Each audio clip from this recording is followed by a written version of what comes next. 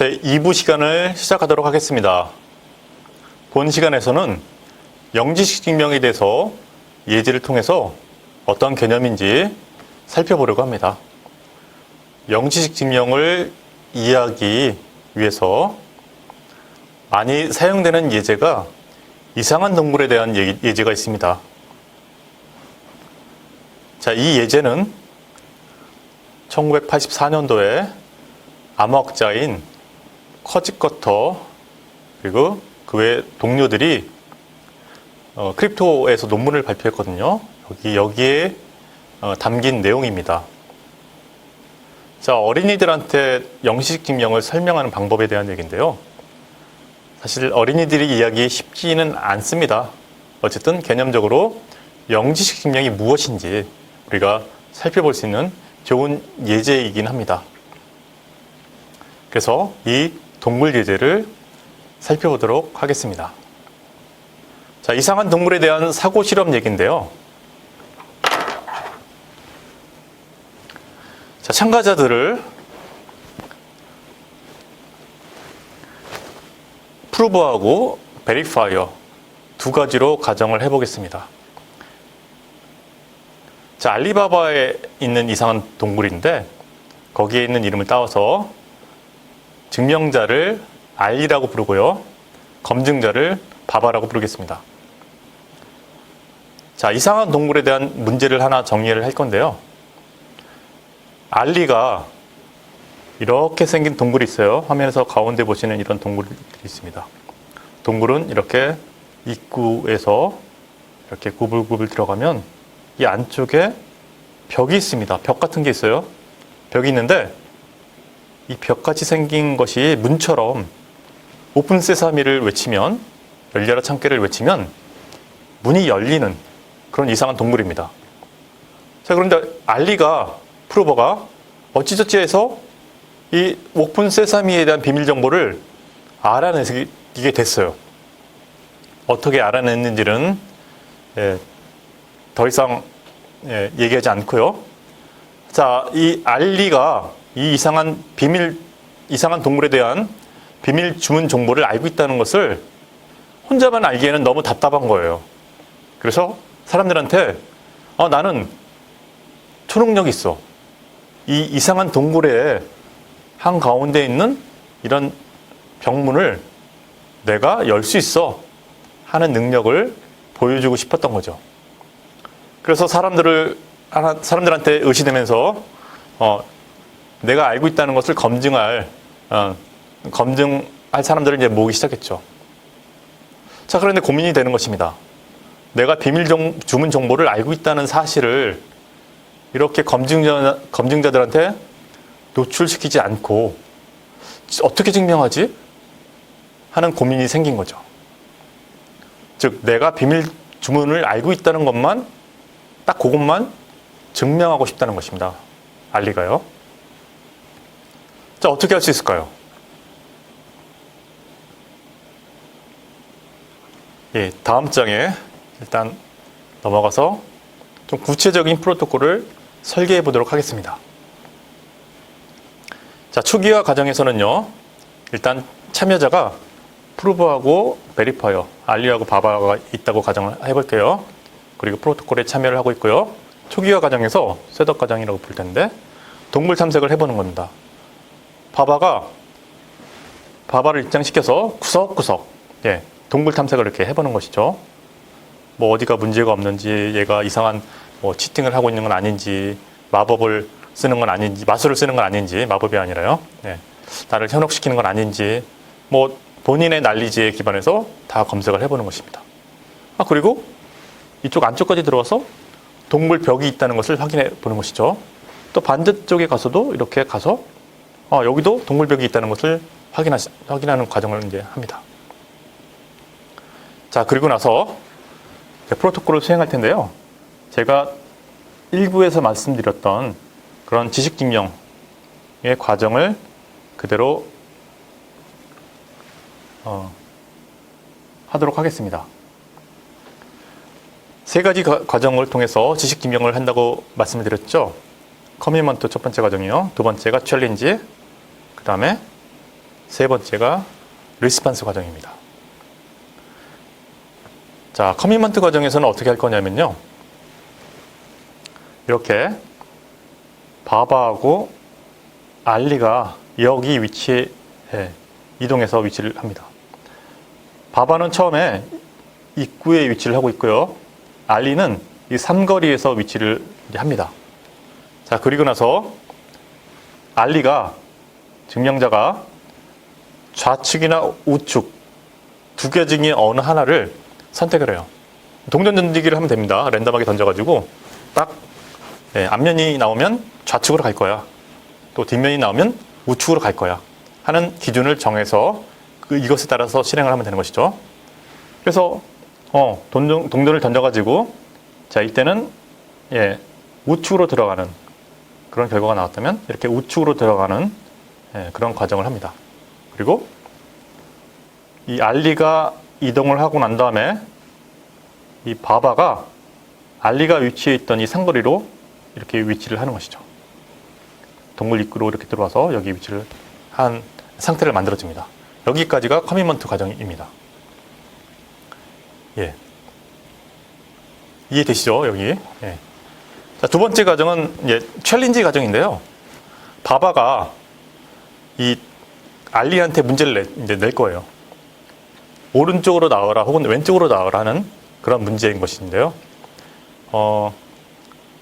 이 바바가 이렇게 내는 과정은 좀 정직한 과정이라고 얘기를 하겠습니다. 즉 랜덤한 그런 동전을 역시 던져가지고 그 동전의 결과를 통해서 얘가 이제 어느 쪽으로 나오는지 그런 문제를 제시하는 그런 것이죠.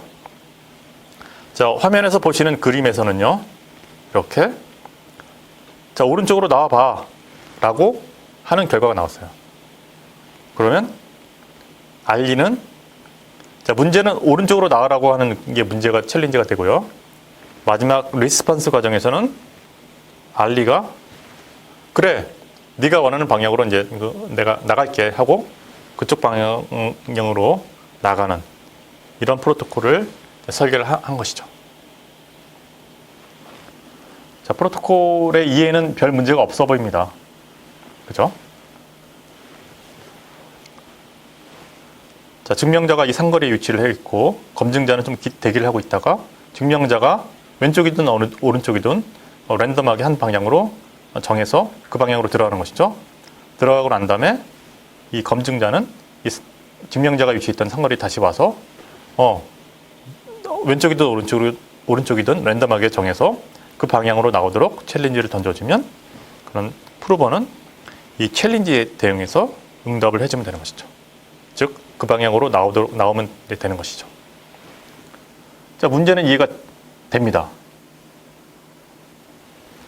자, 그런데 좀 이상한 게 있어요. 프로토콜을 이렇게 설계를 했는데 이게 과연 우리가 원하는 프로토콜인가 하는 그런 의구심이 들거든요. 자, 무슨 얘기냐? 이 화면에서 보시면 이 화면의 예에서는 이 알리 프로버가 자기가 들어갔던 이 방향으로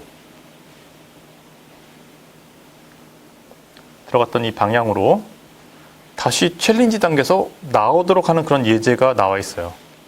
그죠? 이건 무슨 얘기예요? 프로버는 본인의 비밀 정보, 오픈 세사미를 알고 있다면 뭐 알고 있어도 있지 않아도 이 프로토콜을 통과하는 그런 이벤트라는 것이죠. 여기 보여준 게. 예. 어떻습니까?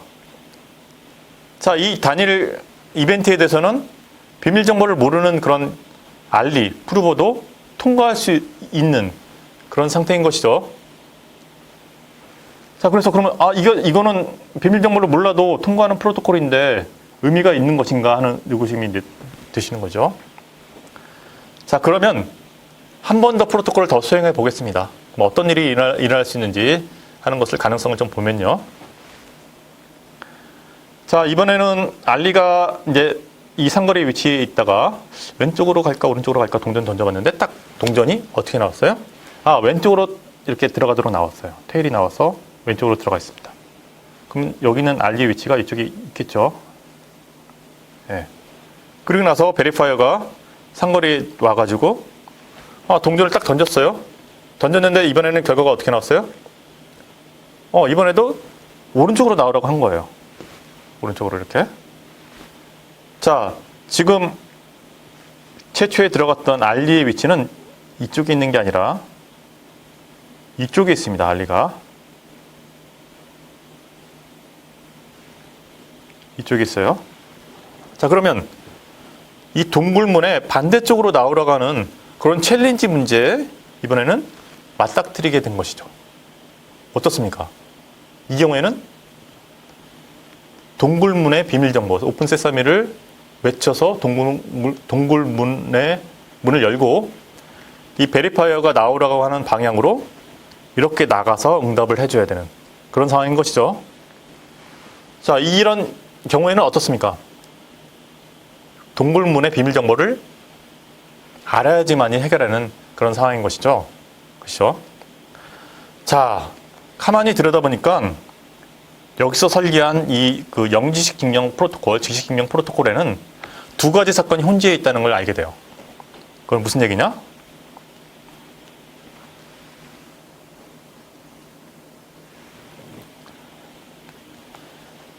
자, 프루버가 비밀 정보를 몰라도 사건이 통과하는 사건, 비밀값을 몰라도 증명자가 통과하는 사건이 있고요. 두 번째는 또 비밀값을 알아야지만이 증명자가 통과하는 사건이 있는 거죠. 이 두 가지 혼재되어 있습니다. 여기 사건을 보시면, 이 프로토콜을 보시면. 예. 자, 그래서 자, 이거는 이제 첫 번째 경우는 영지식성을 위해서 필요한 거고, 두 번째는 건전성을 위해서 베리파이를 보호하는 측면에서 이제 필요하게 되는데, 이거를 좀 더 자세히 말씀을 드리면요. 아까 최초에 말씀드렸던 그런 이벤트에서는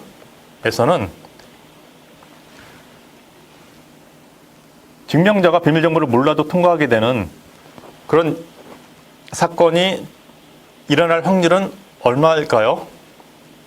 예, 들어갔던 방향으로 다시 나오려고 하는 그런 일들이니까 전체 경우수가 들어갔던 방향에 다시 나오도록 하는 경우가 좌측하고 우측에서 두 가지 케이스가 있는 거죠.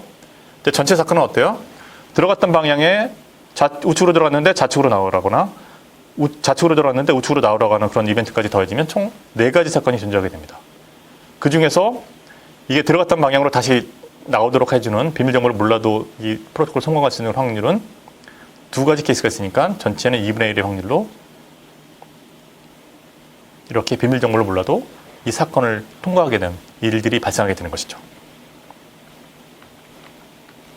그래서 그거에 대한 내용을 여기 이제 간단히 이제 정리를 해봤고요. 자, 그런데 치팅하는 확률이 프로버빌리티가 존재합니다. 그게 2분의 1의 확률이에요. 그러면 치팅하는 확률을 낮추기 위해서 우리가 어떻게 하면 돼요? 이 실험을 한 1000번 또는 10,000번 정도 수행을 이제 해보면 돼요. 그럼 어떨까요? 치팅하는 그런 이벤트가 성공하는 확률이 2분의 1이니까 1000번의 그런 그 횟수 동안 4번 치팅을 다 성공을 해야 되거든요. 그럼 그것이 전체 프로토콜에서 성공할 확률이니까 그 성공할 확률이 얼마가 될까요? 2분의 1의 천승이에요. 이 천승분의 1에 해당되는 확률로 비밀 정보를 모르는 그런 프로버가 이 프로토콜을 통과해야 된다는 것을 의미하게 된 것이죠. 자, 그럼 어떻습니까? 비밀 정보를 모르고 진짜 럭키하게 운이 좋게 이 프로토콜을 통과할 수 있을까요? 거의 불가능하다는 것을 우리가 이 확률 값으로부터 알게 되는 것이죠. 그죠? 그래서 조금 전에 말씀드렸던 이런 그 증명 프로토콜을 한 번만 수행하는 것이 아니라 1000번 정도 수행을 하게 되면 비밀 정보를 모르는 그런 그 프루버는 알리는 이 실험을 통과하지 못하게 됩니다. 그죠? 자, 그러면 이거는 어떤 성질하고 연관이 되어지는 것이죠?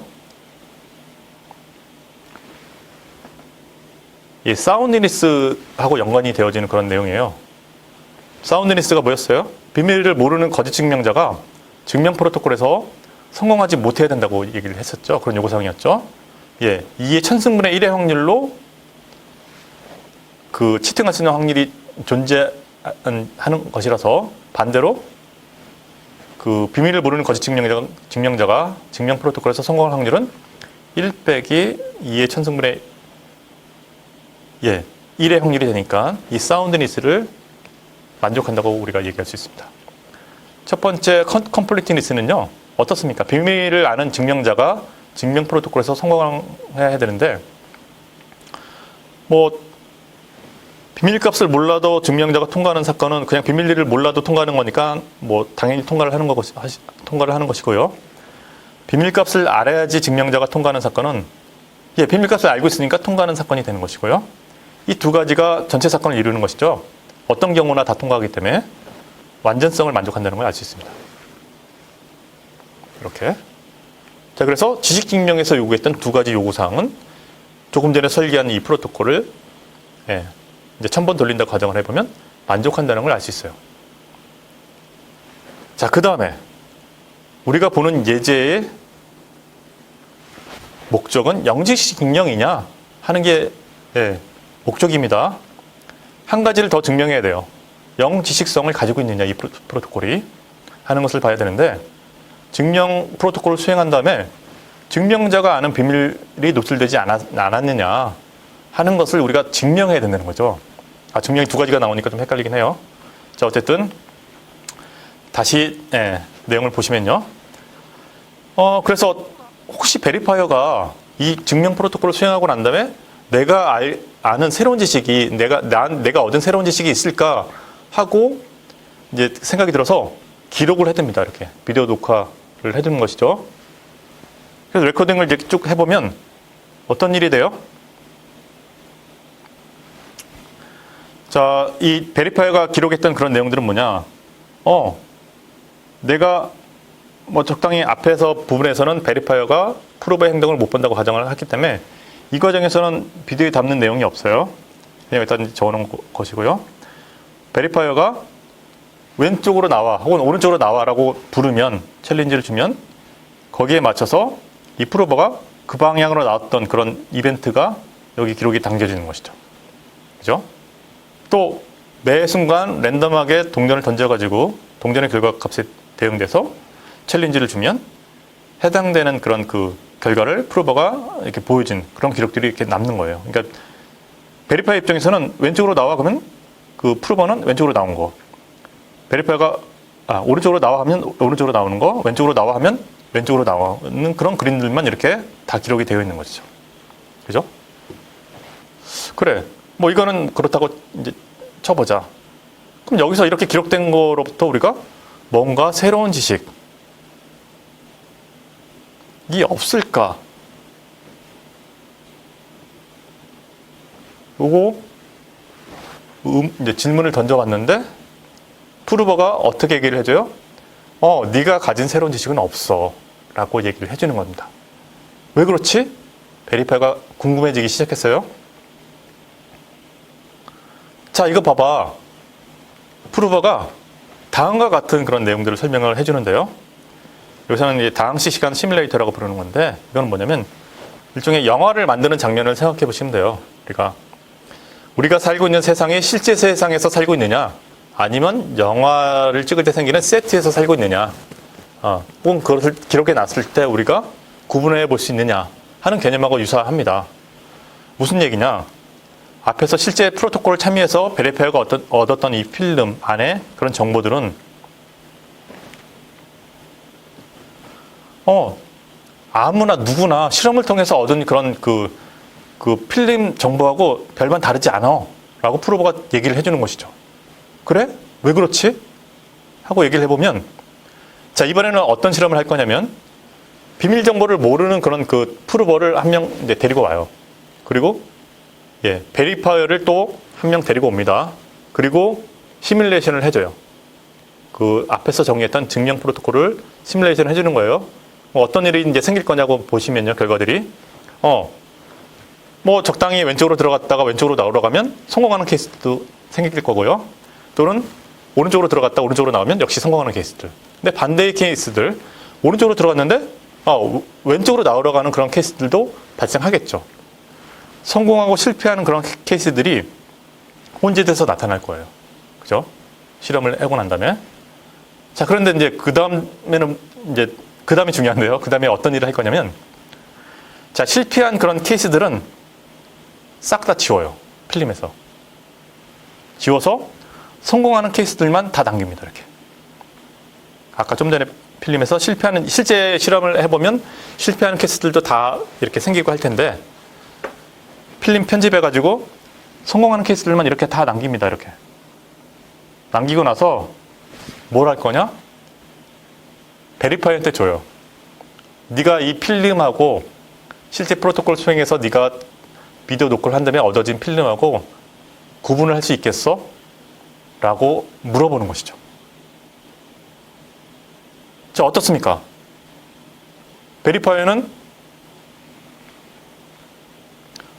실제 경험한 이런 그 프로토콜을 통해서 얻어진 이런 필름하고 이렇게 시뮬레이션을 통해서 실험을 통해서 얻어진 그런 그 결과값을 편집해서 얻은 이런 그 필름하고 비교를 해봤는데 구분이 안 가요. 내가 얻은 그 실제 프로토콜 통해서 얻은 필름하고 실험을 통해서 얻은 이 프로토콜, 편집한 그 프로토콜 결과값하고 비교를 해보니까 구분이 안 가는 것입니다. 그죠? 이 얘기는 무슨 얘기예요? 내가 프로토콜에 참여하지 않더라도 그냥 내가 생성할 수 있었던 정보를 가지고 있었던 거죠. 비디오 녹화를 해서 얻은 결과가 프로토콜 참여하지 않아도 그냥 내가 임의로 구성해가지고 만들어서 얻어진 그런 그 결과값하고 똑같다는 얘기입니다. 프로토콜 참여 전이나 후나 베리파이어가 갖는 지식이 없어요. 그냥 베리파이어가 원래 알고 있던 그런 정보들을 가지고 프로토콜에서 얻은 결과를 다 만들어낼 수 있거든요. 아하, 그러면 어때요? 내가 굳이 프로토콜 참여하지 않아도 얻을 수 있는 지식을 그냥 이렇게 힘들게 비디오 녹화를 해서 가지고 있었네 하는 그런 결과에 도달하게 되죠. 베리파이어가 이 프로토콜을 통해서 얻은 지식이 없다라고 얘기할 수 있는 것입니다. 자, 중요한 것은 여기서 무엇이냐면 이 폴리타임 다항식 시간 안에 동작하는 이 시뮬레이터를 얼마나 효율적으로 우리가 구성할 수 있느냐에 대한 문제인 것이 있거든요. 자, 이 실험을 통해서 우리가 성공하는 케이스, 실패하는 케이스들을 이렇게 혼재돼서 어떤 결과들을 갖게 되는데요. 성공하는 케이스들이 만약에 작다, 굉장히 드물게 나타난다고 하면 성공하는 케이스들만 다 모아가지고 이렇게 실제 프로토콜 수행해서 얻은 결과하고 구분이 불가능한 그런 필름들을 만들 수가 이제 어렵게 되겠죠. 그렇게 되면.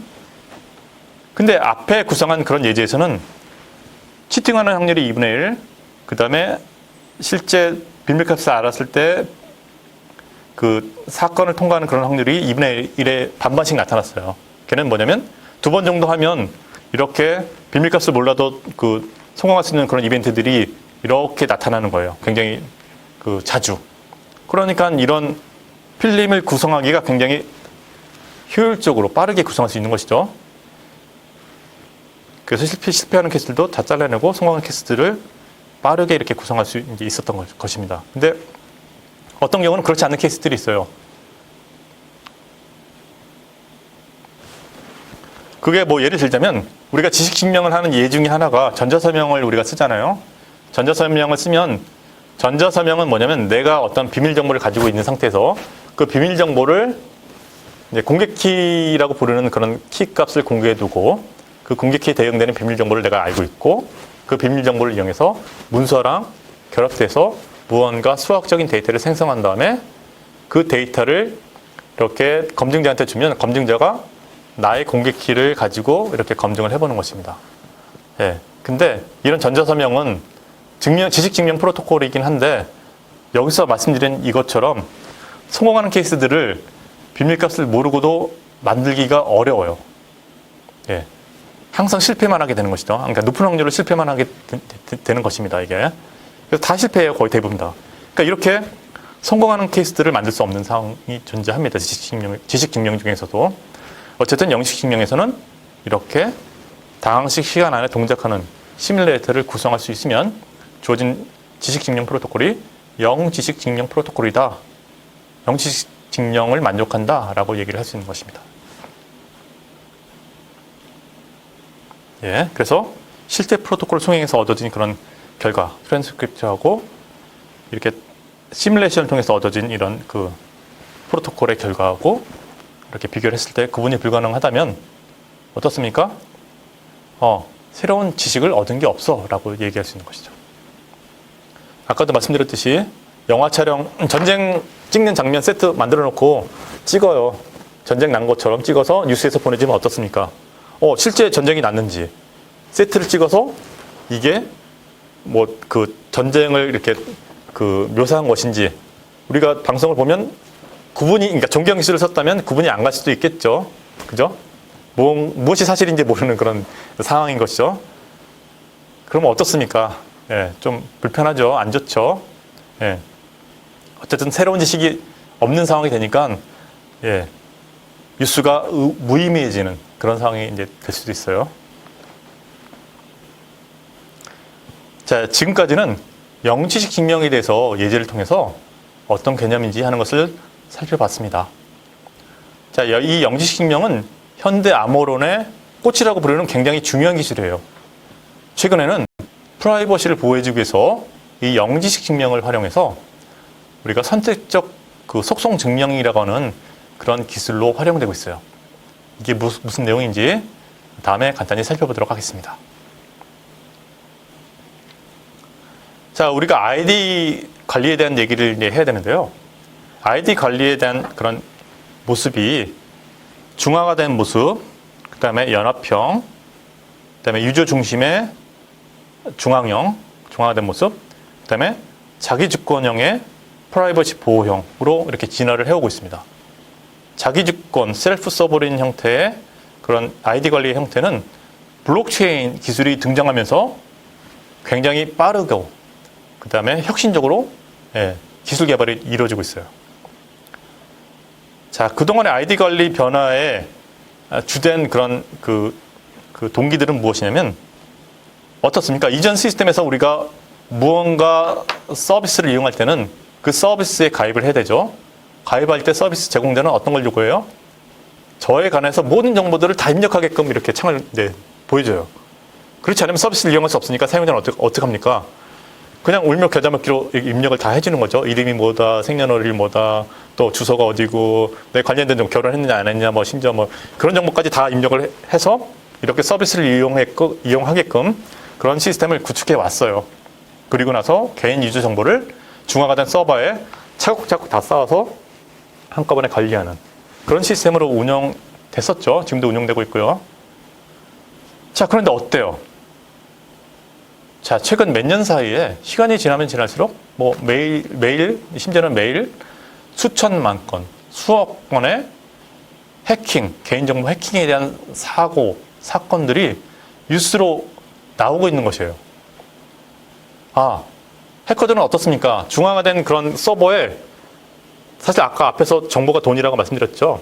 그 정보를 탈취해서 돈으로 바꿀 수 있는 그런 굉장히 좋은 대상인 것이죠. 예. 그래서 해커들이 자주 이제 그 공격을 합니다.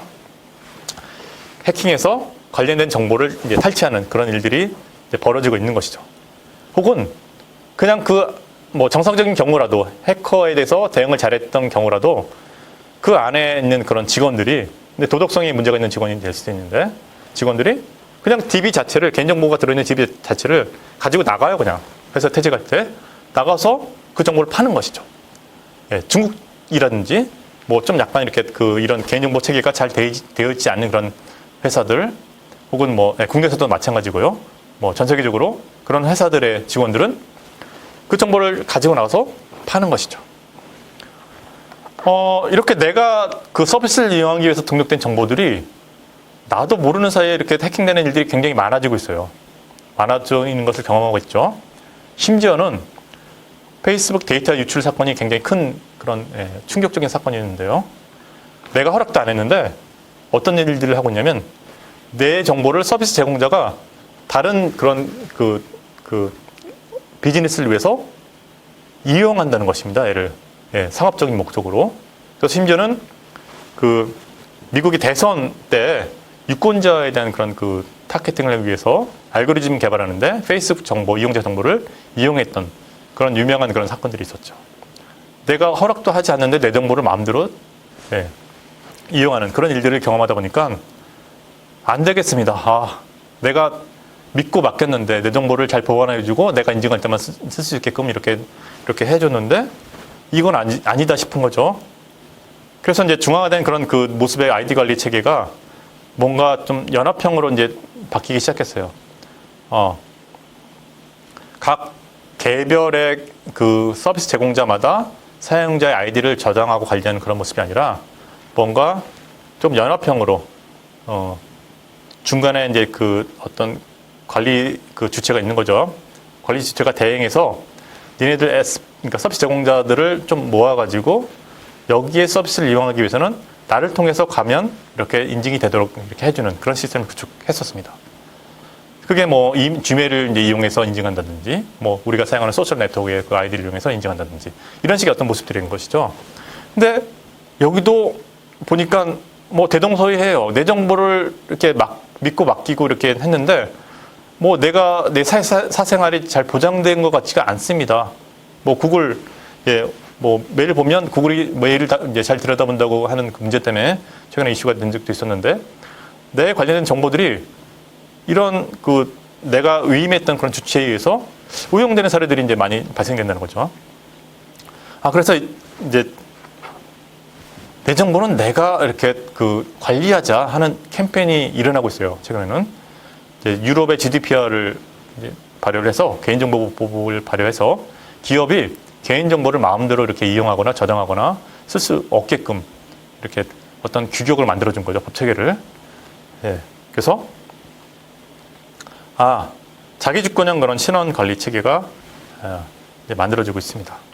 국내에서도 이렇게 블록체인 기반의 자기주도형 신원 관리 이제 시스템이 만들어지고 있고요. 뭐 마이아이디, 이니셜, 옴니온 이런 거대한 그런 그 어떤 얼라이언스들이 출범을 하고 있고 기술 개발을 하고 있어요.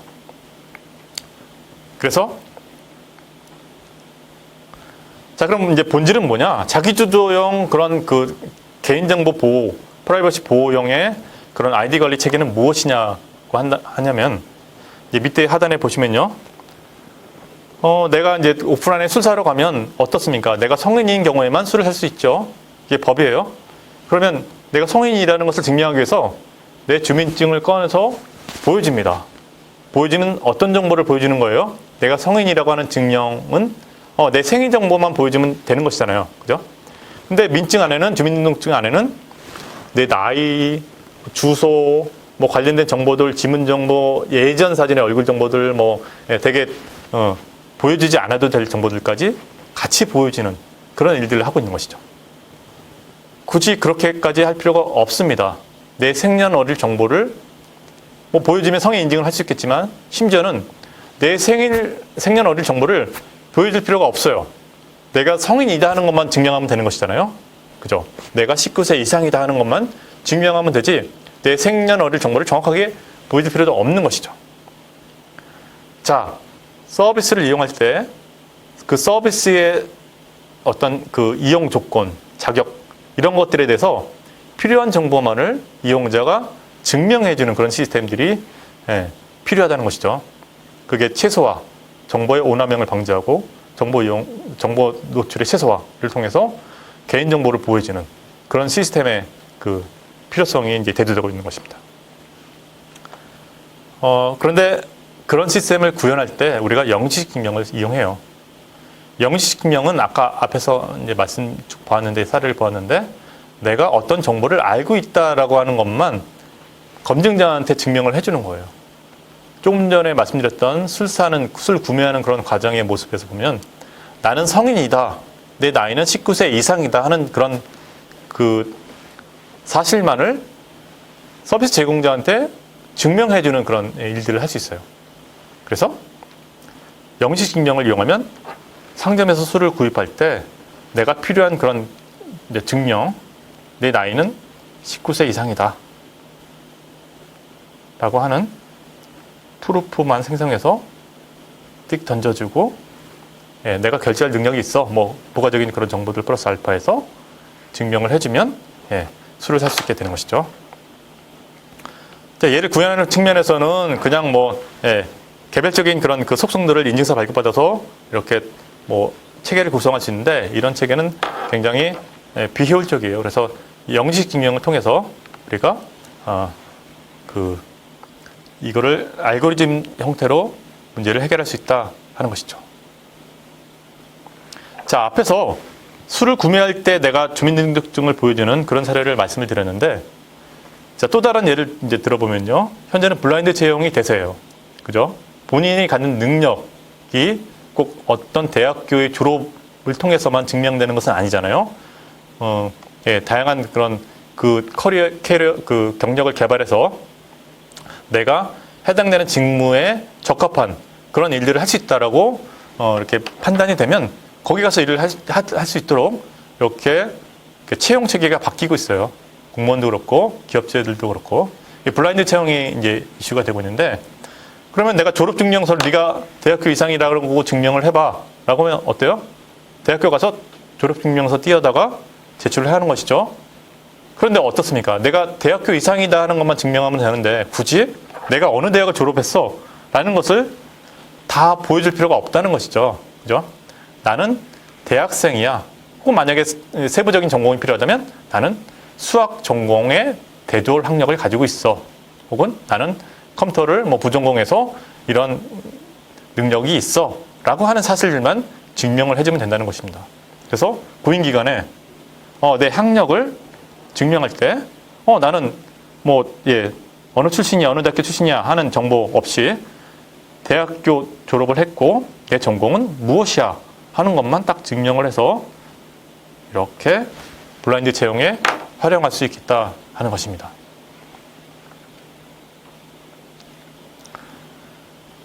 자, 두 가지 사례를 말씀드렸는데요. 이 두 가지 사례 이외에도 우리가 뭐 나는 장애인 몇 등급이야, 혹은 나는 서울 시민이야, 나는 성신여자대학교 학생이야. 뭐 학생이면 여러 가지 마일리지를 쌓을 수도 있고 디스카운트 혜택을 볼 수도 있고요. 여러 가지 혜택을 받을 수 있잖아요. 또 서울 시민이야. 그러면 어디 시 도서관을 이용할 수 있고, 이런 식의 그 해당되는 서비스에 맞는 속성들만 내가 증명해서 이용할 수 있는 그런 시스템이 바로 자기 주권형 프라이버시를 제공해주는 아이디 관리 시스템이에요. 여기는 선택적 노출이라고 하는 이 개념을 통해서 개인의 프라이버시를 보여줄 수 있는 그런 기능이 있고요. 여기에 영시 증명을 이용해서 이렇게 효율적으로 구현을 할 수 있습니다. 이것이 블록체인 기술의 소개와 함께 최근 들어서 굉장히 급속도로 많은 그런 관심을 받고 있고요. 전 세계적으로 이 선택적 노출, 영식 증명 기반의 선택적 노출이 지금 이렇게 분산형 아이디라고 부르는 이런 분야에서 굉장히 뜨거운 이슈로 연구가 되고 있습니다. 여기는 각종 수학적인 함수들, 이 함수의 입력값을 내가 알고 있어 라고 하는 그런 부분들, 범위 증명도 할 수 있고요. 뭐 필요하다면 내가 직접 노출도 시킬 수가 있어요. 그런 경우는 내가 나는 남성이야, 여성이야, 혹은 나는 어느 지역에 살아, 송파구에 살아, 직접 노출시킬 수도 있고, 아니면 서울시 어느 강남 지구 중에 하나야, 이렇게 할 수도 있고요. 여러 가지 다양한 그런 그 속성들, 프리디킷에 대해서 우리가 증명을 해줄 수 있는 그런 시스템을 구축할 수 있습니다.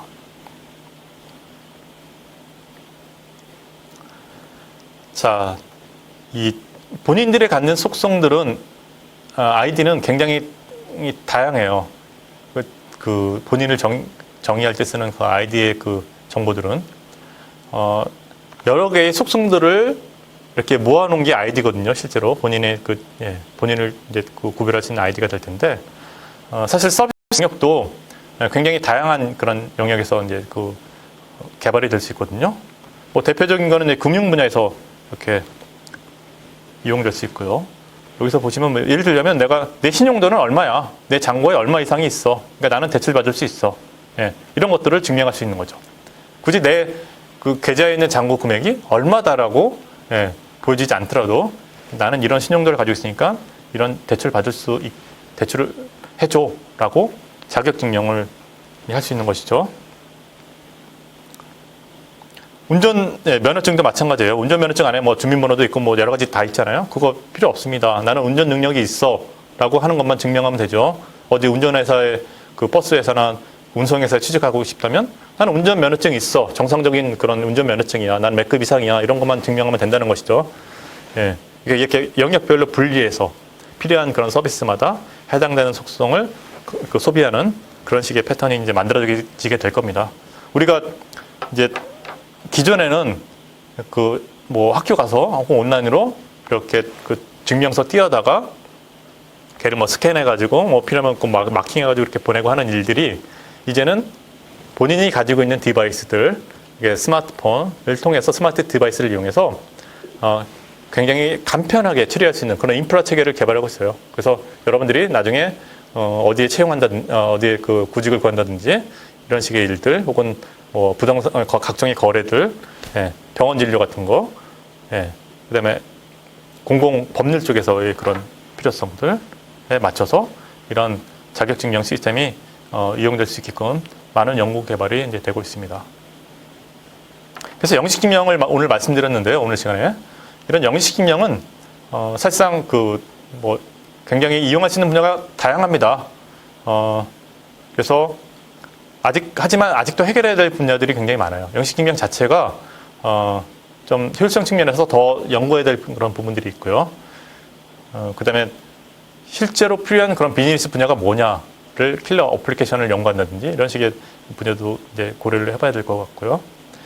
심지어는 영식 증명을 어디에다도 적용하냐면 우리가 그 머신러닝 있잖아요. 머신러닝, 딥러닝 같은 거 AI 분야에서도 프라이버시를 보호해주면서 이렇게 그 우리가 원하는 그런 그 자격 증명이 될 수 있게끔 혹은 그런 그 정보들을 이렇게 잘 가공할 수 있게끔 해줄 수 있는 분야에까지 적용이 될 수 있다고 해요. 그래서 중요한 기술로 향후에 많이 이용될 것 같습니다.